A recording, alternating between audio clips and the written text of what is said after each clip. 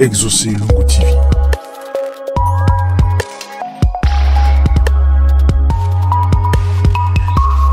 Exaucé Lungu TV.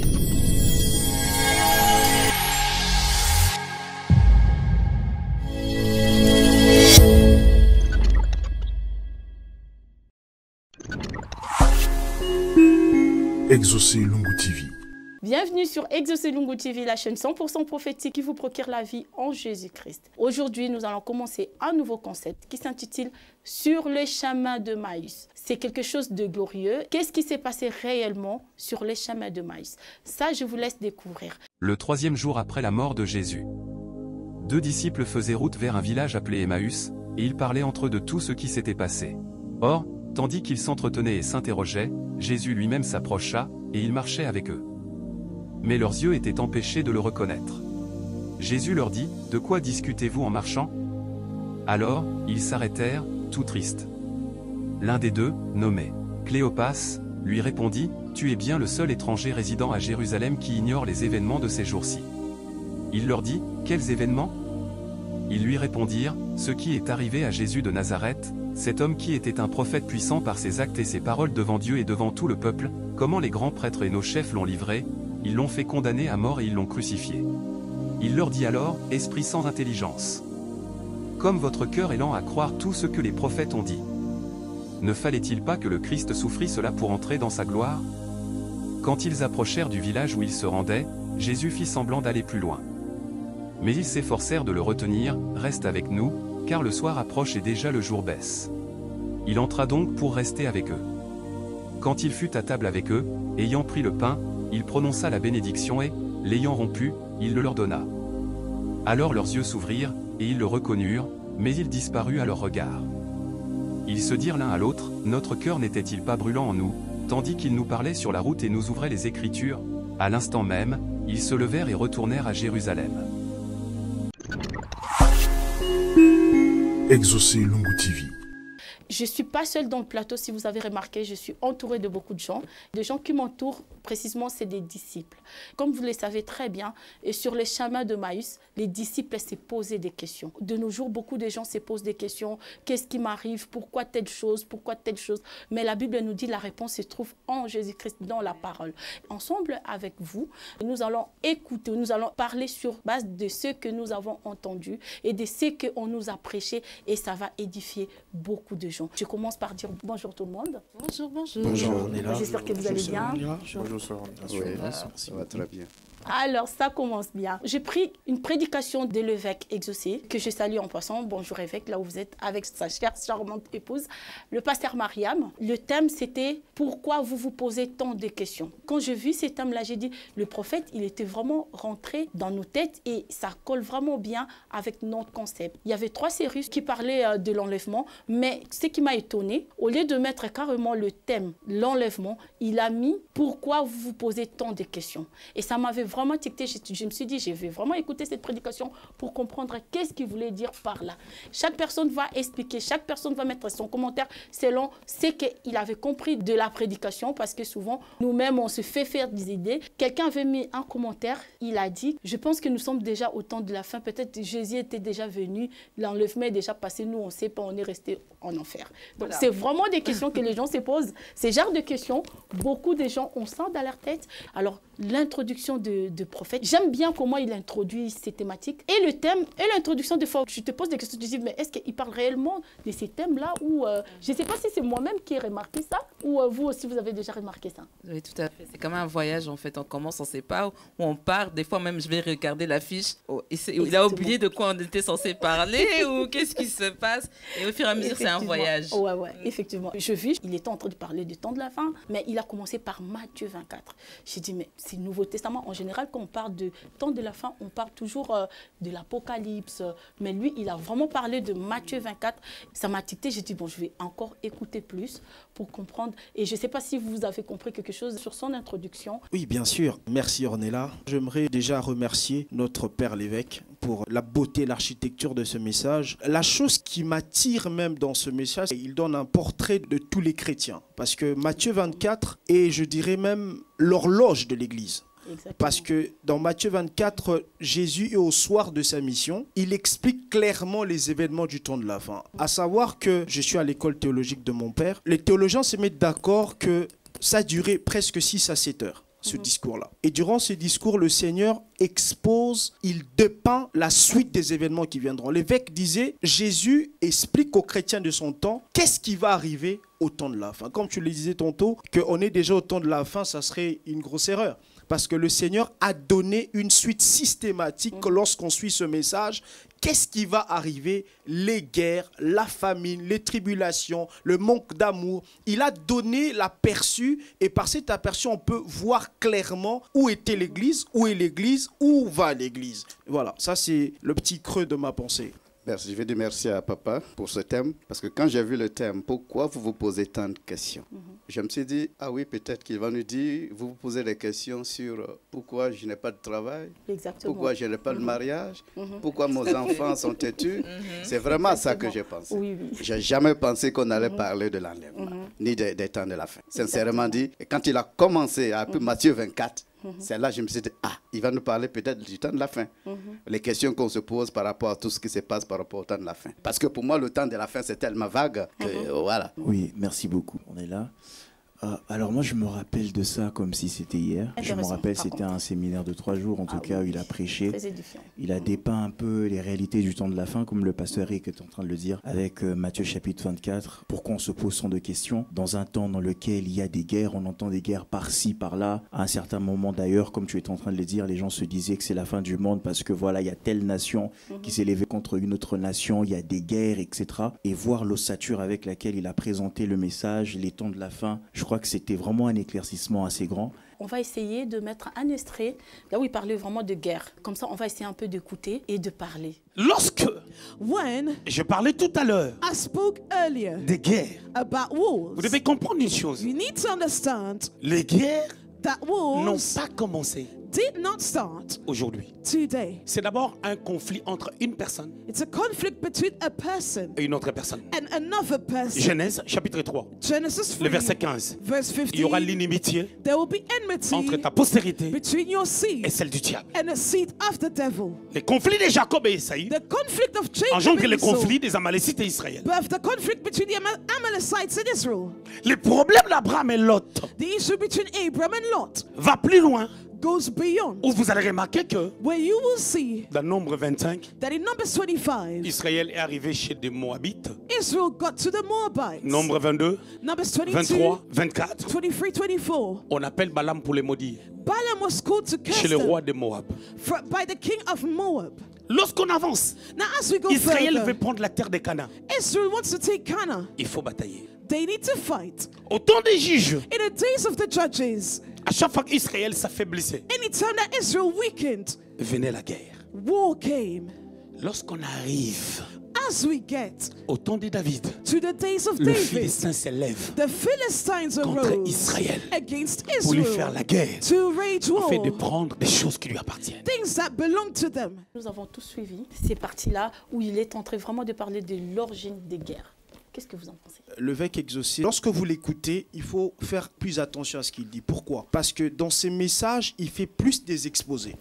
Lorsqu'on l'entend, il étend même l'espace et pour faire comprendre à l'Église que les batailles ne datent pas d'aujourd'hui. Les combats ne datent pas d'aujourd'hui. Il voulait mettre l'emphase entre les anciennes guerres, les anciens conflits et les conflits qui viendront au temps de la fin. Là où il explique que ça a commencé depuis le jardin, Jacob, ainsi de suite Israël en chemin, il fait cet exposé pour emmener les chrétiens à comprendre qu'il y aura une nuance, il y aura l'emphase entre les anciennes guerres et ce que nous vivrons au temps de Matthieu 24. Pour rejoindre un peu ce que le pasteur Eric était en train de dire tout à l'heure, déjà je remercie mon père pour cette grâce déjà d'écouter ce genre de message qui nous situe un peu par rapport au temps. Il a essayé de peindre les guerres, leur origine, remontant déjà jusqu'à l'éternité, avec le diable qui avait une position, quand il a été rejeté, il est descendu sur la terre. Et à cause de cela, il a commencé à jalouser l'homme. Donc, les premières batailles ont déjà commencé à partir de là. Parce qu'une bataille, parfois, comme papa aime le dire souvent, c'est que vous n'êtes pas forcément l'auteur de la bataille. Vous devez parfois riposter parce qu'on vous a donné un coup en premier. Et cela est descendu, nous l'avons vu dans la vie de Abel et de Caïn, et jusqu'à arriver à Israël comme il est en train de parler. Donc cet extrait ici est en réalité un portrait d'une origine, des guerres, des batailles par rapport à Matthieu chapitre 24. D'où viennent ces guerres-là avant de pouvoir les expliquer plus explicitement. C'est un peu sa méthode, papa, lorsque vous l'écoutez. Vous avez vraiment une connaissance assez équilibrée et carrée sur des grands sujets comme ça. Il faut rester très concentré. Il faut être très concentré. Et il sait nous tenir concentrés d'ailleurs. Oui. Et il a une connaissance très approfondie. Je veux dire, quand j'ai écouté en fait cette partie de la prédication, ça m'a rappelé en fait à un saint Dieu que je parlais. Le saint Dieu m'a dit, si réellement le Dieu que vous dites qu'il y a au ciel, qu'il aime, celui qui a créé tout ça, pourquoi on peut avoir de telles guerres dans ce monde? Et ce Dieu-là assis au trône, il ne fait rien. Et beaucoup de gens Moi, je ne crois pas que Dieu existe et qu'il va permettre ce genre de choses. Ah, oui. Donc, quand j'ai écouté un peu cette partie de la prédication de papa, j'ai compris un peu l'origine de tout ça. Exactement. Ça veut dire que ces choses n'ont pas commencé aujourd'hui. Et ça ne s'arrêtera pas aujourd'hui. Je crois que papa l'a dit dans sa prédication qu'en fait, quand il y a des guerres ou des trucs quelque part, c'est l'absence de Dieu qui amène ce genre de désolation qu'on voit. Je pense que ça m'a armé plus pour pouvoir répondre à des gens qui peuvent se dire, mais si Dieu existe, pourquoi il y a tant de choses qu'on voit et Dieu ne peut pas venir intervenir pour arrêter tout ça? Ça montre vraiment l'origine de tout cela. Et que là où il n'y a pas Dieu, on verra toujours ce genre de choses. Je peux dire aussi, quand il a introduit le message, ça m'a encore rappelé sur deux aspects. C'est vrai que les gens, quand ils voient les guerres, ils sont surpris. Or, les guerres ont commencé depuis tellement longtemps. Maintenant, peut-être à cause des médias, on est au courant des guerres qui se passent partout dans le monde. Il n'y a pas une bataille qui va commencer sans que les médias vont reporter là-dessus. Mais les guerres ont déjà commencé depuis longtemps. Les tremblements depuis longtemps, ce n'est pas des nouvelles choses. Et une autre chose qui m'a marqué lorsqu'il commençait, c'est qu'il a pris l'exemple d'Abraham et de Lot. Et on peut constater que si l'ennemi veut commencer à créer une inimitié entre des gens, des combats entre des gens, les guerres commencent toujours par deux oppositions de pensée. Et des fois, même nous, parfois, l'ennemi passe par même des enfants de Dieu. On laisse une porte ouverte par une pensée qui sont semées en nous, comme on peut le voir pour Abel et Caïn. C'est des pensées qui s'étaient semées en eux. Au lieu d'exprimer ou peut-être de se voir ou de traiter ensemble la situation, le diable a pu permettre de nourrir quelque chose et ça crée des guerres. Les guerres qu'on voit aujourd'hui ou même des batailles qu'on voit entre familles, entre contrées. Des fois, c'est des gens du même pays. Moi, je viens de telle ethnie, l'autre vient de telle ethnie. C'est des semences qui ont commencé depuis la chute du diable et il continue à faire son travail sans se présenter forcément physiquement sous forme de serpent ou que sais-je, mais il se présente sous forme de pensée. Le message, c'est pas seulement de penser au l'avènement, comme tu as dit, Apocalypse, mais de penser aussi qu'est-ce que ça veut dire pour moi aujourd'hui, où je suis aujourd'hui. Pour ma part, en fait, quand je voyais papa parler de ça, je réalisais la grâce de Dieu, l'intelligence qu'il peut manifester dans la vie d'un homme. Et je bénis Dieu pour sa vie. Et c'est une grâce pour nous, en fait, d'écouter ces choses. Il y a une petite chose que j'ai pu comprendre et retenir, parmi tant d'autres, que nous ne sommes pas encore à la fin, que c'est pas encore la fin. Parce que dans le passage, on vient quand il dit il y aura des guerres, des bruits de guerre, toutes ces choses, mais ça ne sera que le commencement. Donc on n'est pas à la fin. Même la pandémie peut venir, mais la pandémie est passée et ça y est, on continue encore. C'est pas encore la fin. La chose qui retient encore mon attention, il met l'emphase entre les anciennes guerres, les jalousies, tout ce qui s'est passé avant, avec ce qui arrive après. Mais quand est-ce que le temps de la fin commence? Il a bien expliqué, nous sommes dans Actes chapitre 2, Jésus est parti, Pierre a pris le bâton de commandement. Lorsqu'il y a eu la descente du Saint-Esprit, Pierre dit, c'est ici que s'accomplit ce qu'a prophétisé Joël. Or, le temps de la fin ont commencé après la croix. C'est-à-dire, les guerres qui ont eu avant n'étaient pas le temps de la fin. Le temps de la fin a commencé à compter lorsque Jésus est mort. Il est retourné, le Saint-Esprit est venu parce que Jésus dira, ne vous éloignez pas jusqu'à ce que celui que je vous avais annoncé puisse arriver. Donc lorsque le Saint-Esprit est arrivé, le temps de la fin a commencé à compter depuis Actes chapitre 2. C'est-à-dire, il y a cette emphase entre les guerres qui ont été avant et ce que nous vivons aujourd'hui parce que nous sommes dans le temps de la fin. Je reste d'ailleurs dans ce que le pasteur était en train de dire. Papa était en train justement de le dire que le temps de la fin a commencé à partir de l'an 30, parce que les théologiens situent la Pentecôte à l'an 30 et non l'an 33, et cela va jusqu'au jugement dernier. Bonjour à papa et merci pour cette merveilleuse émission. On voit même dans l'introduction, papa fait une narration par rapport aux guerres passées. Les guerres qui ont commencé, ça a commencé comment? Il prend l'origine des guerres par Jacob et Ésaü. Il prend aussi les Amalékites et tout ça. Donc tu comprends que dans son introduction, quelque part, il dit, mais Jésus dit. Il veut faire comprendre automatiquement que les guerres que vous avez vécues, ça n'a rien à voir avec les guerres des signes des temps qui vont arriver.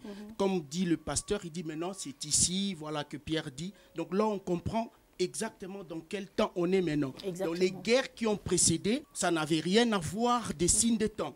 Puisque ce sont des guerres qui ont eu la vie quotidienne, la vie continue, la méchanceté de l'homme. Sinon on va dire la guerre au ciel, Satan, c'était aussi un signe des temps. Donc ça, c'est un peu quelque chose d'important. C'est très important, surtout en tant que chrétien, on vient dans des églises, il faut qu'on comprenne certaines choses. Moi, je trouve que c'est très capital pour un chrétien de comprendre on est dans quel temps, on va où et on vient d'où.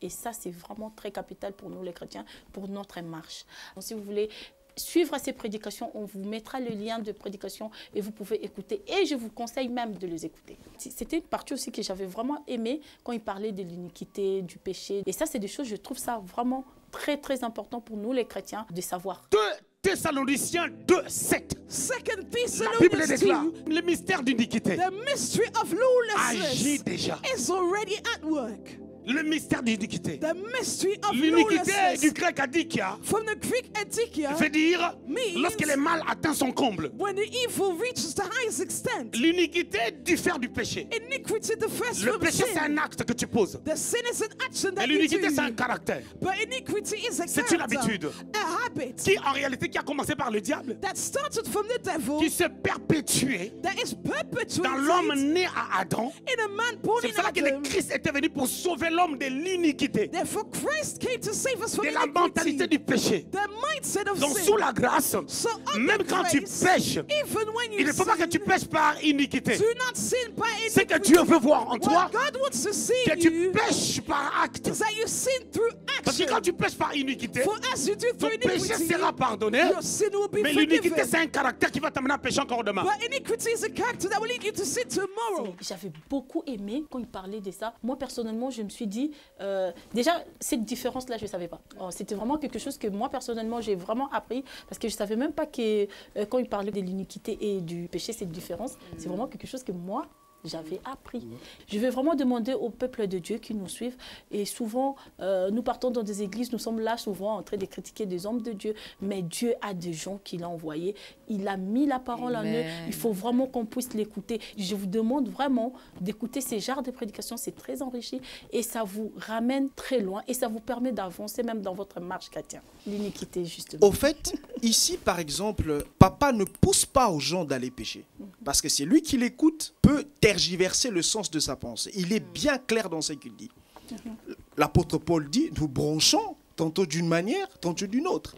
Ici, papa essaye de soutenir même ceux-là qui ont une faiblesse dans leur croissance spirituelle. Il ne le pousse pas au péché, mais si vous branchez, que cela ne soit pas de l'iniquité. Il explique, il dit que ça ne devienne pas une vie bâtie en vous. C'est ce que la Bible dit avec le diable, jusqu'à ce que l'iniquité fût trouvée en lui. C'est-à-dire le diable avait conçu le mal jusqu'à ce qu'il le pose en acte de rébellion et le Seigneur le chasse. J'ai beaucoup aimé ça pour dire, nous les chrétiens, on peut brancher, mais c'est pas bien de brancher. On ne doit même pas brancher parce que la Bible déclare grâce des dieux, source de notre salut, qui nous procure l'intelligence même, je dirais, voilà. Donc, lorsqu'on réalise la grâce des dieux, cela nous pousse. Lorsqu'on voit Jésus à la croix, on dit, il est mort pour nous, nous l'aimons, on ne peut pas brancher. Et c'est de cette manière qu'on ne va pas vivre selon l'iniquité avec un péché, un mal qui a pris place, qui est conçu, et ça devient même générationnel.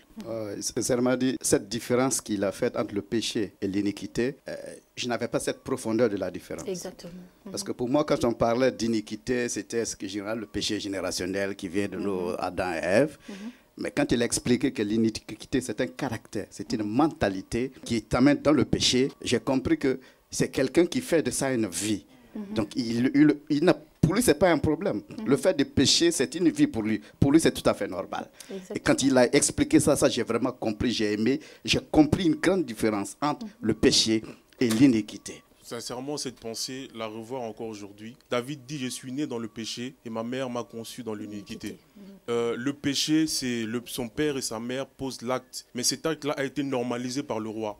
L'iniquité fait que il y a des choses, nous le commettons tous les jours, mais ça devient normal pour nous.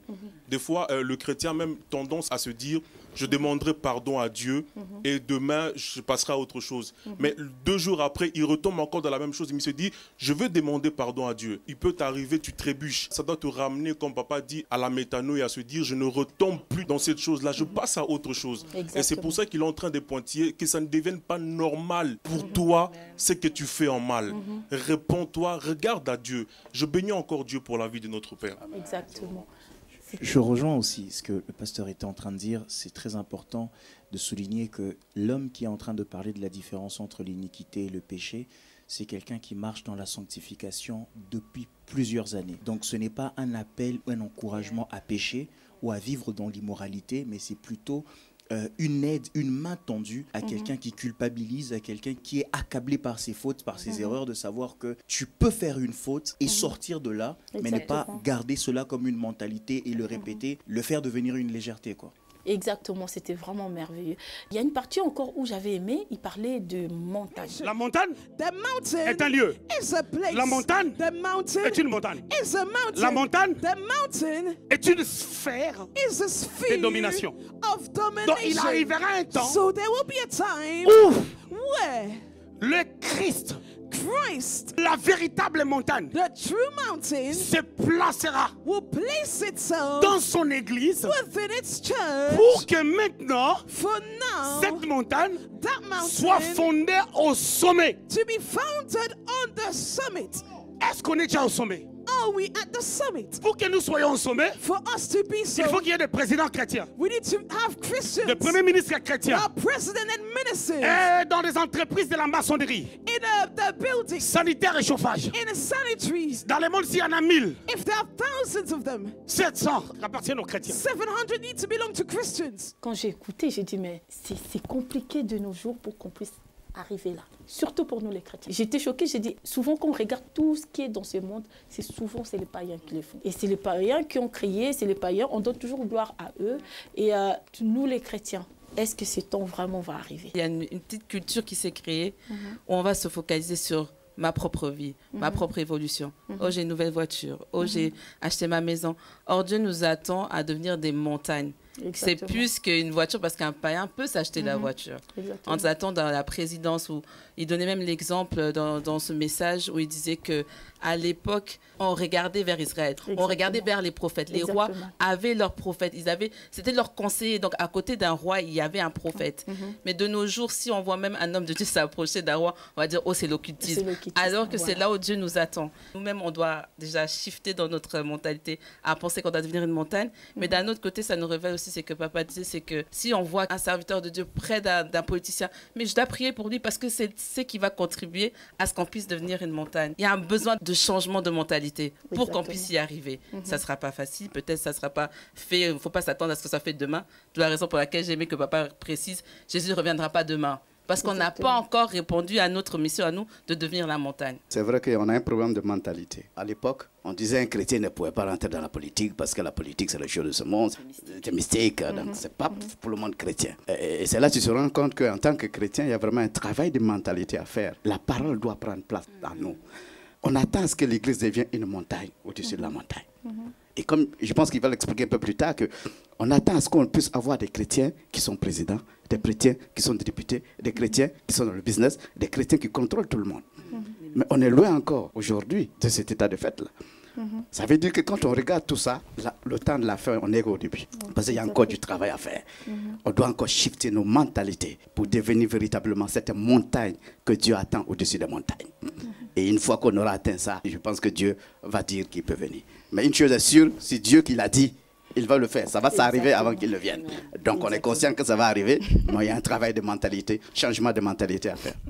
Exactement, Berger. Et quand j'entends papa dire ça, au fait, combien il pousse les jeunes à aller étudier, à avoir des diplômes?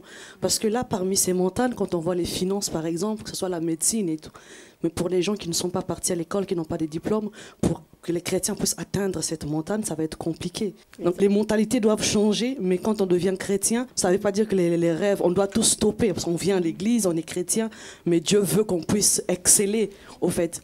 Mais des jeunes qui ne vont pas à l'école, qui n'ont pas de diplôme, pour nous les chrétiens, si on n'a pas de diplôme, on ne va pas à l'école, on ne va pas atteindre ces montagnes. Parce que les païens, ils vont à l'école, ils viennent avec les diplômes. Donc les chrétiens aussi, c'est important. J'ai eu 2 sentiments. Le premier sentiment, excusez-moi, c'est humain. Hein. Je me suis dit, il se peut que l'Église retarde la venue du Seigneur. Ça, c'est vraiment un sentiment que j'ai eu. Parce que je rejoins le berger Suleiman qui disait, on doit devenir une montagne. Exactement. Et le cœur de la pensée ici, c'est que comment devenir une montagne? Alors, il a dit tout à l'heure la parole, mais combien sont ceux-là qui, je dirais même, lynchent l'Église? Pourquoi? Parce que les gens ne veulent pas que les chrétiens soient sous les hommes de Dieu. La Bible dit, confiez-vous à mes serviteurs, le prophète, vous réussirez. Et la maladie même actuelle, ce ne sont pas les païens qui combattent l'Église. Ce sont les chrétiens. Papa parlait de combat lorsqu'il a introduit, il parlait de combat externe et interne. Exactement. Et le problème ici, c'est qu'on nous refuse de devenir une montagne. Par les combats, on vous dit, c'est quoi ces histoires de père spirituel? C'est quoi ces histoires d'enseignement? Mais quand tu es entre les mains d'un vrai serviteur de Dieu, tu l'écoutes, tu le suis, tu deviendras une montagne. Et le diable ne veut pas que l'Église devienne une montagne. Merci beaucoup. C'est là où on voit aussi, nous les chrétiens, on se combat nous-mêmes en fait. On ne croit même pas à ce qu'on dit. On ne croit pas à ce qu'on lit. On ne croit pas à ce qu'on écoute. Parce qu'on peut te donner cette prédication, parce que je me pose la question, ces messages, c'est dans les réseaux sociaux, mais il y a beaucoup de gens qui n'écoutent pas. Et ceux qui écoutent aussi, ils vont écouter sur le moment, tu dis, waouh, c'est trop bien, mais qu'est-ce qu'on fait avec? C'est le et après. C'est ça qui est dommage. Je voulais prendre un peu l'extrait de là où il est en train de parler de l'enlèvement. Alors lorsqu'il viendra pour l'enlèvement, il va sauver tout l'homme. Save the whole man. C'est-à-dire l'esprit qui a été sauvé, The spirit that was saved, l'âme the soul va recevoir l'éternité. will receive eternity. Et le corps And the body va recevoir la transformation will receive transformation pour monter. to rise. Et tu ne peux pas monter avec ce corps. And you cannot rise up with your La Bible body. déclare The Bible dans 1 declares Thessaloniciens 4, in 1 Thessalonians 15 à 4, 17, 15 to 17, les vivants de ce the temps people alive at that seront time transformés. will be transformed. C'est-à-dire pour être transformés, So to be ils doivent transformed, prendre les corps semblables au corps des anges they need to take the body as angel pour have monter. to rise Jésus up. viendra comme un aimant. And Jesus will come Toi, tu dois être le fer as a magnet and you pour the que l'aimant iron. t'attrape. For the magnet to Or, catch l'aimant, c'est you. aussi le ferraille. But the magnet is Je also disais, le fer iron. aiguise le fer. I said fire. Donc, le ferraille aimant Iron viendra captiver, It will come and capture viendra you. enlever. Will take you. C'est-à-dire que tu vivras l'enlèvement So you will experience rapture. comme le cas d'Élie. Ça, c'est des choses vraiment, j'avoue, hein, bon, je ne sais pas si c'est que moi, c'est vraiment des choses qu'on n'entend pas souvent. C'est vraiment ce genre de prédications que beaucoup de prédicateurs ne prêchent pas. Ou encore de peur que, ouais, voilà, je vais mourir, ou encore c'est l'enlèvement. Qu'est-ce qui va arriver? Parce que moi, je pensais, l'enlèvement, ça sera de trompette. Tu pars avec, tu montes avec ton corps, comme on nous montre dans des films. J'ai appris au travers de cette prédication ici de la flamme messianique. C'est-à-dire, Paul est en train de dire que nous les vivants, nous ne précéderons pas ceux qui sont morts au son de la trompette, etc. Lorsque Paul parlait de ça, il croyait qu'il vivrait l'enlèvement, lui étant vivant. Mais Paul meurt et Paul, il ressent au fait l'imminence du retour du Seigneur. Et il parlait encore plus tard du cas de Élie et de Moïse, dont l'un était mort et l'autre avait été enlevé. L'espoir au fait que si Jésus revenait, que tu sois vivant ou que tu sois mort, l'enlèvement te trouvera et tu partiras. C'est d'une telle profondeur. Exactement. Et on en ressent encore les frissons. Il est en train de dire que Élie, l'enlèvement d'Élie, c'était vraiment l'exemple, le Exactement. modèle de l'enlèvement. Exactement. Comment ça va se passer? Les vivants qui seront vivants pendant ce temps-là. Exactement. La beauté de cette partie, c'est qu'il essaye de répondre à une question que plusieurs chrétiens pouvaient se poser un jour. Là, je parle du Seigneur parce que Papa explique ici le moyen par lequel nous allons arriver au paradis. Parce que ça pouvait être une grande question. Oui, nous croyons en Dieu. Maintenant, comment on va faire pour arriver là où il est? L'enlèvement sera le moyen de transport pour tout chrétien pour arriver à la maison de son Père. Et c'est beau, parce que je sais aujourd'hui, qu'étant chrétien, que Jésus revienne aujourd'hui. J'ai un moyen de transport. mort ou vivant, il y a un moyen qui va m'emmener vers lui. Et c'est merveilleux. Le SNCF du ciel il était même en train de dire que concernant l'enlèvement, et le pasteur Eric même avait transmis ça, il a dit que pour l'enlèvement, on ne se prépare pas, mais nous sommes prêts. Donc on ne se prépare pas pour l'enlèvement, mais nous sommes déjà prêts pour le retour du Seigneur. Là, je crois vraiment. Ouais. Je vais lui dire, évêque, je crois vraiment ça. En tout cas, je crois que c'était merveilleux à cette partie sur l'enlèvement. Ah oui. Ça donne encore plus d'espoir. Exactement. Parce qu'on est chrétien pour un but. On est chrétien parce qu'on sait que demain, on sera sauvé. Exactement. Donc on se dit toujours, si je meurs, comment ça va se faire pour que je me retrouve au ciel? On a la réponse ici. Si je suis vivant, comment ça va se faire? On a la réponse ici. Donc on a vraiment la réponse à toutes ces questions. Quand il a dit, quand il était venu pour la première fois, il a sauvé l'homme. Mais quand il reviendra, c'est pour sauver tout l'homme. Ça, j'ai vraiment aimé. Exactement. Ça prouve que voilà, le corps sera transformé. Pour finir, je vais prendre un extrait. Par contre, moi, ces parties-là, j'avais pas du tout compris. Je voulais qu'on puisse mettre le mathématique mosaïque. C'est cela pour interpréter les 70 années de Daniel, pour appeler ça des semaines d'années. Je me réfère au calcul de Moïse. Selon les mathématiques mosaïques, il dit un jour, un jour, one day a year. 1000 ans. Sur cette tendance. One day, 1000 years. Un jour, 1000 ans. One day, 1000 years. On peut voir maintenant les 70 années. We can see the 70 de Daniel. Years of Daniel. Ça fait 69 semaines. Weeks. Maintenant. Now. Une semaine. 1 week. 7 ans. It's 7 years. Un jour. One day. Une année. 1 year. Je pense que ces parties-là, j'étais pas la seule, j'espère. Hein. Au fait, est-ce qu'on peut acclamer quand même pour notre Père? On doit quand même acclamer. On est là. Moi, je dirais ceci. Daniel dit que dans le temps de la fin, la connaissance augmentera. L'apôtre Paul dit, vous pouvez vous faire l'intelligence que j'ai du mystère de Christ. Exactement. Et comme mon père aime le dire, Paul est mort. On ne peut pas le lapider parce qu'il est mort. Il y a une chose que j'ai appris de mon père. Il m'a dit une fois, la parole et la foi chrétienne n'est pas pour les insensés. La Bible déclare, la crainte de l'Éternel est le commencement de la sagesse. Or, la sagesse résout les problèmes que l'intelligence ne peut pas résoudre. On va seulement conclure par dire, comme Paul, nous connaissons en partie. Parce que ces calculs-là, pour être franc, même moi jusqu'aujourd'hui, je réécoute ces messages, je les réécoute. Je n'ai pas envie de mémoriser, mais de comprendre. Voilà, papa, on aura vraiment le temps de comprendre. Mais c'était merveilleux, bien expliqué. Et nous rendons gloire à Dieu, grâce à Dieu pour ça. Merci. Si je peux ajouter... Le pasteur, il a conclu, hein, pour lui. Si je peux ajouter quelque chose, à l'entendre parler, tu vois qu'il est d'abord docteur de la loi, parce que ça, il ne faut pas oublier. Il est docteur de la loi, oui, comme à l'époque. Comme Paul, mais Paul n'existe plus maintenant. Maintenant, nous sommes à l'époque des papas exaucés, papa Tchalo. Donc, ce qu'il est en train de dire, je me suis dit, waouh. Mais ça, c'est presque une jurisprudence. Il crée une loi. À l'époque, quelqu'un comme Socrate, il était dans la rue. Il créait des pensées. C'est pour cela qu'on les a appelés les philosophes des années-lumière. Au fait, ces gens-là sont venus pour créer des choses et faire accepter ça aux gens. Maintenant, ce que papa est en train de dire là, si on regarde ça dans un œil charnel humain, on ne comprendra pas le côté sacral de ce qu'il dit. Ce sont des choses merveilleuses qui doivent même être écrites. Heureusement qu'il a créé une école et on a quelqu'un qui s'occupe de ça. Et donc ça va se perpréter. Dans l'avenir, tout le monde pourra le lire. C'est vraiment une richesse. Voilà, c'est une richesse. Voilà. Non seulement c'est une richesse, mon ancien, mais ça mérite quand même une suite. Parce que ça demande beaucoup d'intelligence pour comprendre. Les quelques minutes, ça demande beaucoup d'intelligence. Honnêtement, quand j'étais en train de parler de ça, je me suis dit, Seigneur, donne-moi l'intelligence de papa. Parce que là, ça demande une concentration. Mais c'est pas des choses simples comme ça. Et on voit l'apostolat, on voit le docteur en lui, combiné avec le prophétique. Mais on peut rendre gloire à Dieu. Je crois que sincèrement, pour résumer ce petit temps-là, c'est un appel à la formation. Parce que la Bible n'est pas qu'un ensemble de révélations. Même toi, tu n'avais pas compris. Hein? Sincèrement, c'est costaud. Hein. La Bible n'est pas qu'un ensemble de révélations, mâchoire d'âne, etc.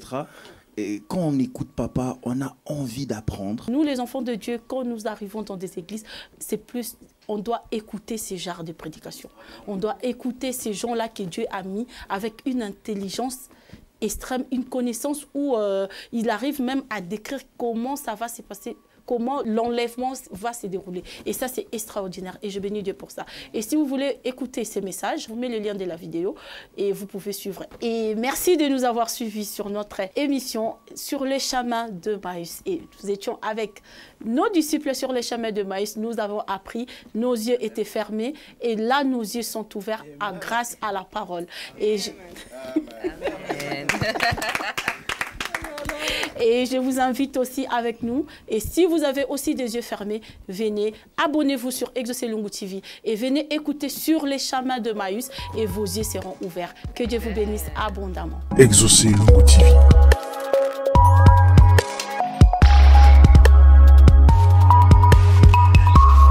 Exaucez Lungu TV.